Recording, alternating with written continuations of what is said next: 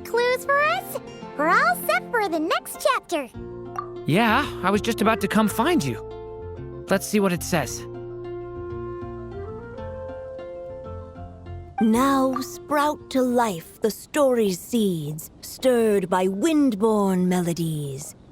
Then on that breeze the music leaves, fading into distant memories. Seek the place where wind and tale entwine, and once there, make 3 riddles into verse, and 3 melodies into song. For in poetry and song will this story start to blossom. Come on! Another riddle? All that talk about wind and melodies? What do you think the answer could be? Oh! Care to elaborate? Wind? Music? Poetry? Tone-deaf bards gotta know the answer. You mean Lord Barbados? Albedo introduced us when I first arrived in Mondstadt. I mean, someone like me was bound to catch his eye sooner or later. It's better that it's out in the open anyway. Now, how should we track him down?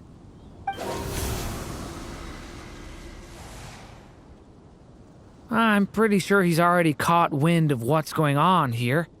Why don't we just see where the wind takes us? Right. He definitely makes it easy to forget he's a real god sometimes.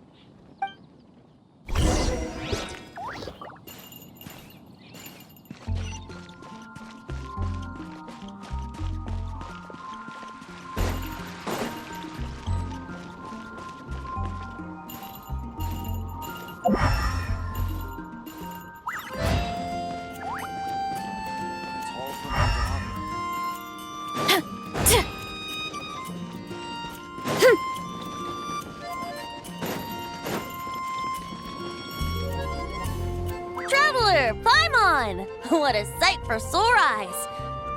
And the little dragon from the fairy tale world. I heard your voices calling out to me on the wind. Something about needing help with a riddle? Sorry to disturb you, Lord Barbados. Disturb me? Not at all! To tell you the truth, I'm just as curious about this riddle as you are. Let me take a look.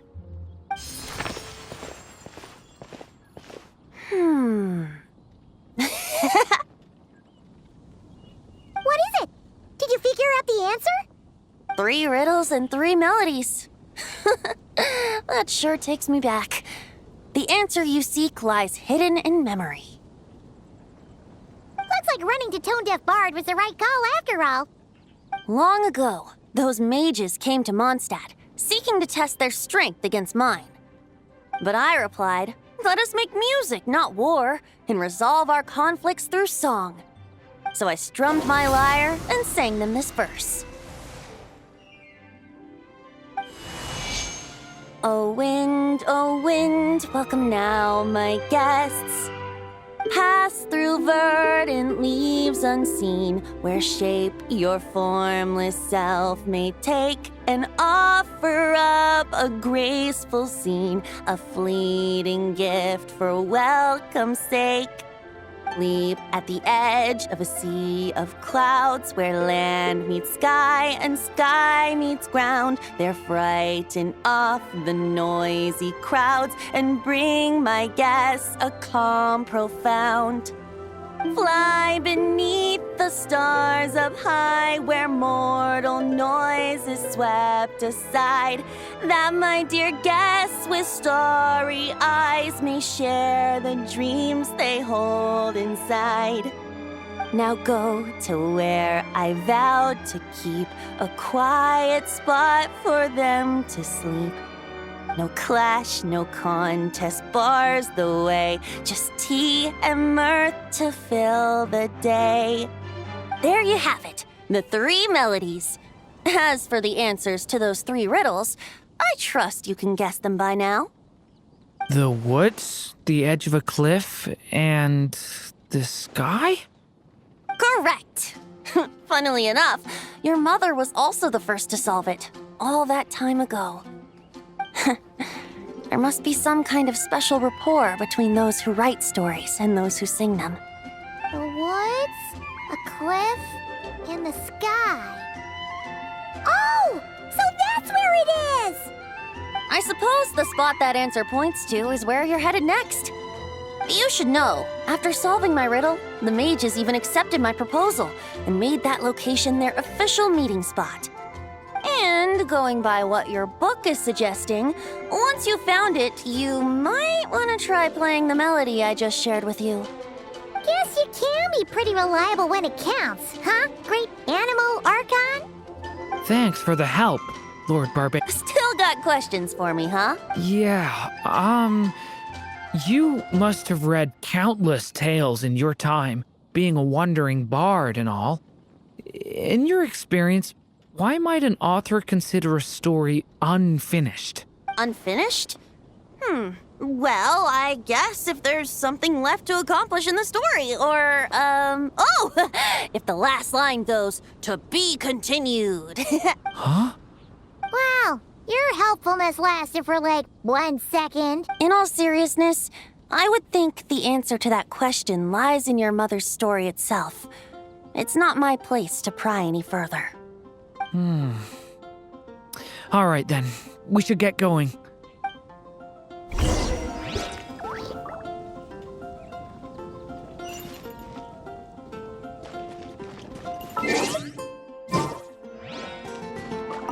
I wonder when their next meeting will be.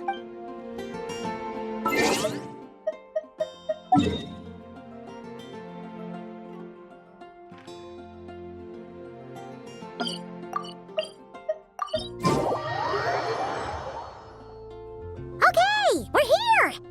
Now, we just need to play the 3 melodies, and we should be able to gather the memories for the next chapter, right?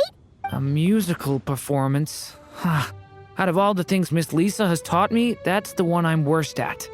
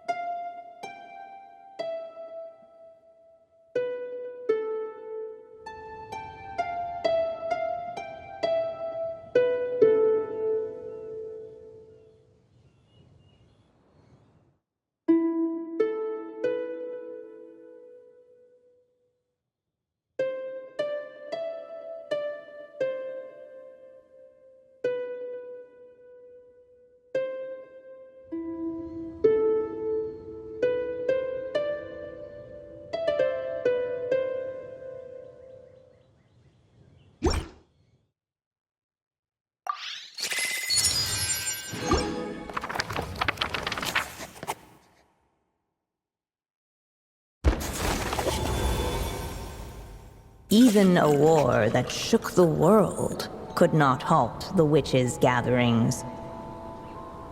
Yet even so, with the passing of time, 3 of their teacups no longer came to be set.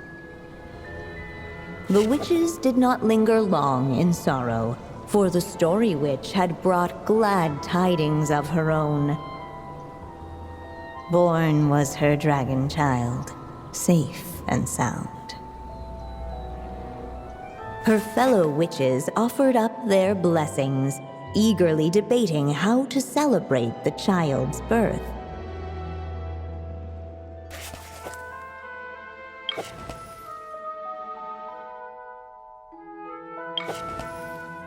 In the end, they settled on the most vibrant balloons they could find. After all, what could be more joyous than the arrival of new life? And so, the witches' gathering turned into a birthday celebration.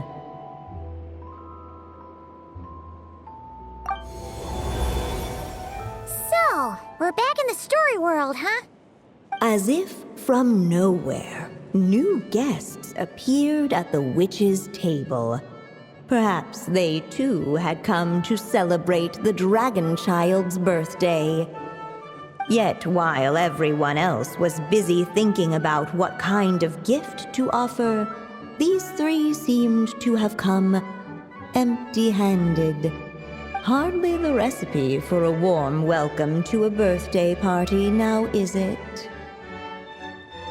A gift? Hey, what's this all about? We only just found out this was a party. While the guests voiced their complaints and grievances, perhaps they should have been wondering what kind of gift to give instead. So, we need to bring a gift to advance the story? Where are we supposed to get something like that? Perhaps it would be a good idea to have a look around. Why didn't you just say so?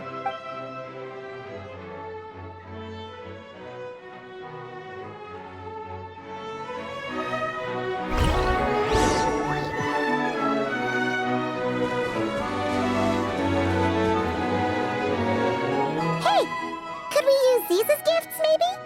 At last, the guests found something to give the dragon child. Guess that's a yes then. Which one should we go for? Still, the guests wondered what kind of gift might the little dragon really want. Should they put a warrior's sword in his hand and send him out on an unstoppable quest to save the world?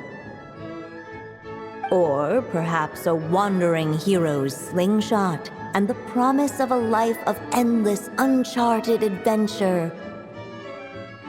Or maybe even a scholar's tome and the chance to take on all the world's unsolved mysteries. Okay. Wow. That's a lot of pressure all of a sudden. Oh yeah! Technically, we're actually picking a gift for you, so... You want me to choose? Wow, this feels kinda special. How come? For as long as I can remember, I've spent most of my time living in the stories my mother created. I always thought my mother had everything written out for me already, just like the toy figures in Constellation Metropole. What I wanted to do with my own future. That's something I've never really thought about. What did I want back then? This is the first time I've ever asked myself that question. Sounds like this is the perfect opportunity to answer it then. It's been a while since you left Simulanka, and after everything that's happened, it might be about time to start thinking about your future. Then let me give it some thought.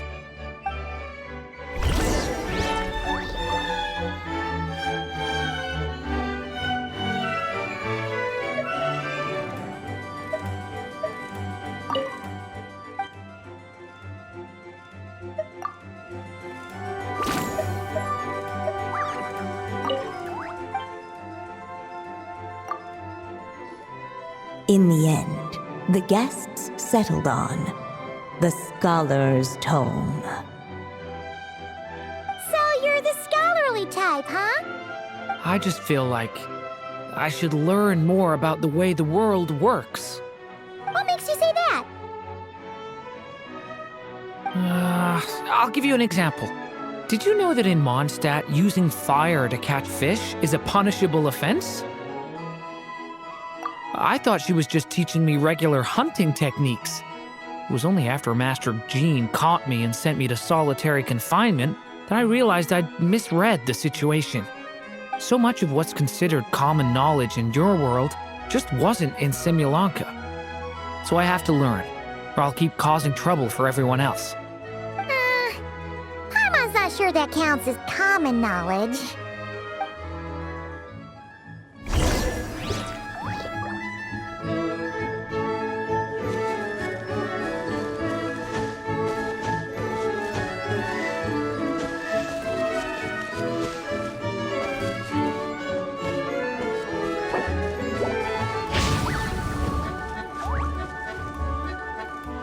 Alright, they should let us in now that we've got a gift, right? Hello there. Brought a gift this time? The newly arrived guest presented his gift, wishing the little dragon a future as a wise and accomplished scholar. Accepting the guest's blessing, the Story Witch invited him and his friends to take their place around the table.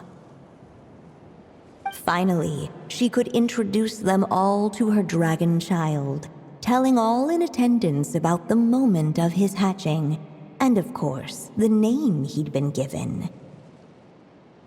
It was then that the Seer Witch, diviner of the stars, withdrew her gaze from the heavens and turned a sorrowful glance upon the little dragon.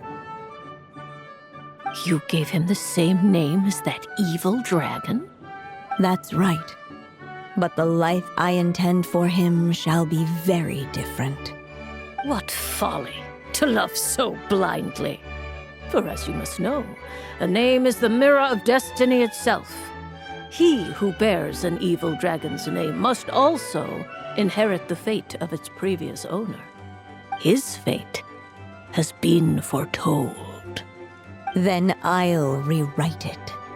The witches at the table fell silent, for they knew the Seer Witch's words had never once proven wrong. Yet, just as clearly, they recognized the Story Witch's resolve, for there is scarce a force in this world more fearsome than a mother's love. At last, the Merry Witch stepped forward, dispelling the uneasy silence. So be it. Then we'll all lend a hand. Together, we shall rewrite this child's fate. You mean to defy one of the fundamental rules of this world? I refuse to be shackled by such rules. Besides, this is a witches' gathering, is it not? What could be more fitting a subject for this occasion than to defy them? Oh? Sounds like an interesting experiment. I suppose, were we to succeed in this endeavor, we might bring a touch of wonder to this otherwise dreary sky of stars. The Merry Witch finally talked them all round, just like she had done many times before. Warm and strong as the sun she was, so much so, in fact, that those who her light shined down upon had no choice but to bask in it. And so the witches readied their gifts, 3 marvels of the cosmos. For this child, I shall decipher the ravings of the heavens and lay bare before him the trickery of fate. For this child, I shall leave a formula powerful enough to unravel the very origins of this world, that he may seek another solution for the conundrum of his life. For this child, I shall call upon wondrous magic to make possible his impossible wish. All the Story Witch had was the pen in her hand, yet with the love that flowed from it, she resolved to bring forth a marvel of her own. For this child, I shall leave behind the last story I will ever write, and with it, a path to an ending yet untold. With the witch's blessings given and received, the little dragon's fate at last began to turn. In the midst of the dragon child's birthday celebration, the Seer Witch proclaimed her prophecy. The child had been given the evil dragon's name, and with it, the burden of its fate. But hearing this, the Story Witch vowed to rewrite it all, for such was her love and resolve. And so the other witches offered their gifts in turn, marvels as rare as any in the cosmos. Together, they sought to test one of the fundamental laws of this world, in part to support a mother's love, and in part to sate their own curiosity. Oh, and I almost forgot. Our new guests came bearing blessings of their own. Who knows? Perhaps this extra dash of wisdom might be all the little dragon needs to change his fate.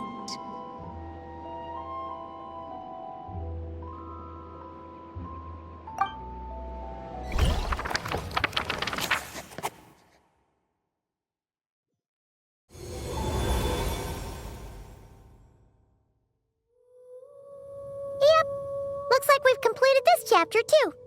Those witches in the story were the mages of the Hexen Circle, right? They sure seem to care a lot about you, Durin. But, Paimon kinda had trouble following their conversation. Just a bunch of mystery, as usual. The evil dragon's fate. Oh, is that what you're worried about? But didn't we already take care of that? Ah, the mages must have had a hand in that, too. Also, I was just thinking, which part of the story are we even meant to be completing? Oh,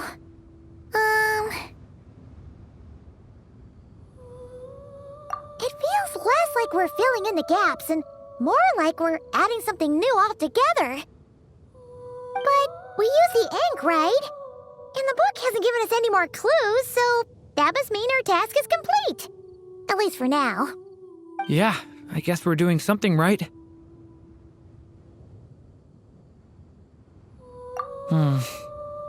Maybe I'm overthinking things. It's just, this is my mother's final wish, so I don't want to mess it up. Anyway, thanks for all your help. I'll let you know as soon as the book reveals a hint about the next chapter. Okay then. See you in the next chapter.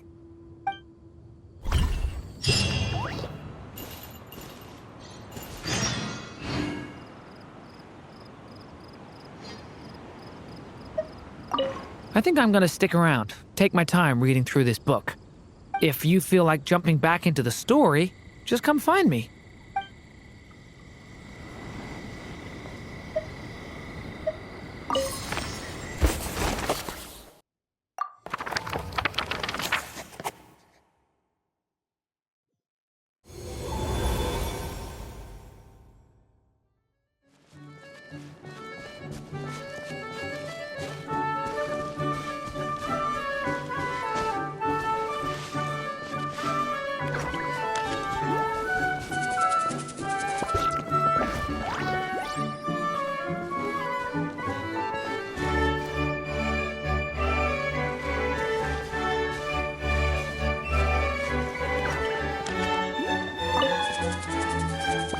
Of late, the Tricksy Witch has nearly the entirety of the snowy lands in her grasp. Now none but the Tsar can command her submission. Such a pity that she can no longer spare the time to join our gatherings. Tell me, does the Wander Witch still roam among the stars? Who can say how long we'll have to wait for her return? I had hoped sharing all the fun little stories from our gatherings might entice her to remain. Then how about the Memory Witch? Does she still walk the mortal realm? Yes, she has that secret mission of hers to accomplish, so she couldn't make it to our gathering. But she doesn't seem to regret her choice, so naturally, it's not my place to pry. As rare a chance to gather as this, and yet almost half of us are absent. Cheer up. At least you came with good tidings. I suppose I'm just feeling a little sentimental. After all, there will come a day when I, too, am among those absent at these gatherings.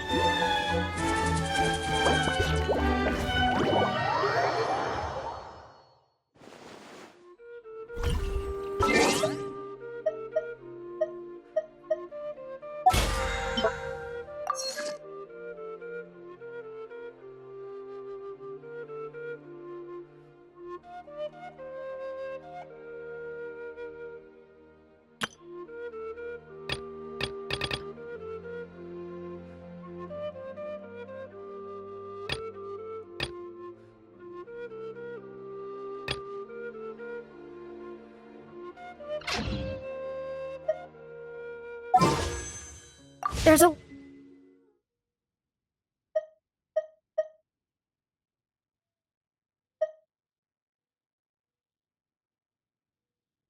lot that goes into managing an orchard. Watering, weeding, fertilizing the soil, making sure the temperature is right. But most important,